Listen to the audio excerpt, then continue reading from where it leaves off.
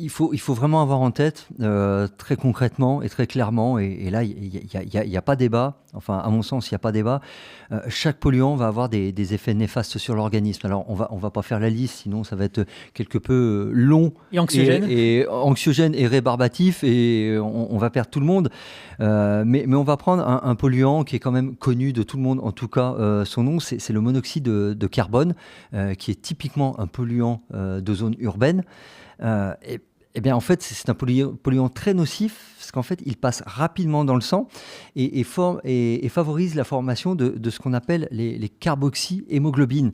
Parce qu'en fait, le monoxyde de carbone a une affinité 200 fois supérieure à celle de l'oxygène sur l'hémoglobine. Et ce qu'il faut bien comprendre, surtout quand on fait un sport d'endurance, en fait, l'hémoglobine sert à transporter l'oxygène dans le muscle pour produire l'énergie. Je ne vais pas refaire les cycles de Krebs et autres ici. Ce n'est pas l'idée, mais voilà, on sait que l'oxygène est fondamental à notre activité physique.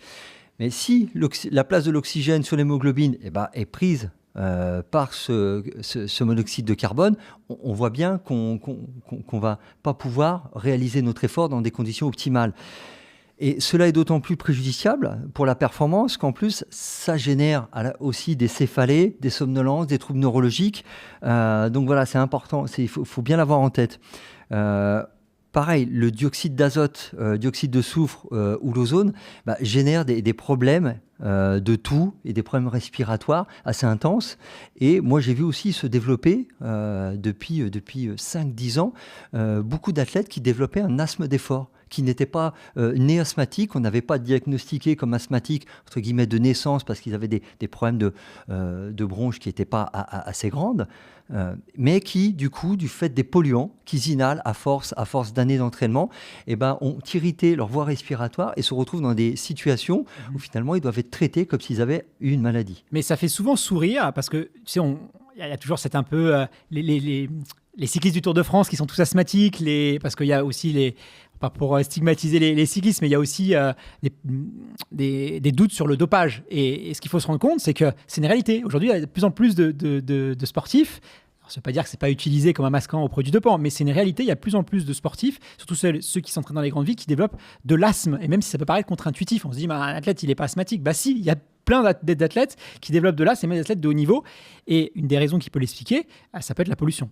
Exactement. Ce qu'il faut bien comprendre, c'est qu'on parle d'asthme d'effort. Voilà, c'est quelqu'un qui est né totalement asthmatique et qui a eu son traitement depuis la naissance. Devient rarement, très honnêtement, devient rarement un athlète de haut niveau. Il peut faire du sport, mais devient rarement un athlète de haut niveau. Ça existe évidemment. Mais par contre, des athlètes qui n'avaient aucun problème de santé et développent cette pathologie-là, malheureusement, c'est de moins en moins rare. Et notamment aussi dans le domaine cycliste, que pour faire des bornes en vélo, faut être sur des routes. Donc, entre guillemets, sur certaines routes, tu as toujours la bouche dans les gaz d'échappement, tout simplement. Mais la pollution, elle va également aussi, ce qu'il faut bien avoir en tête, causer des complications cardiovasculaires.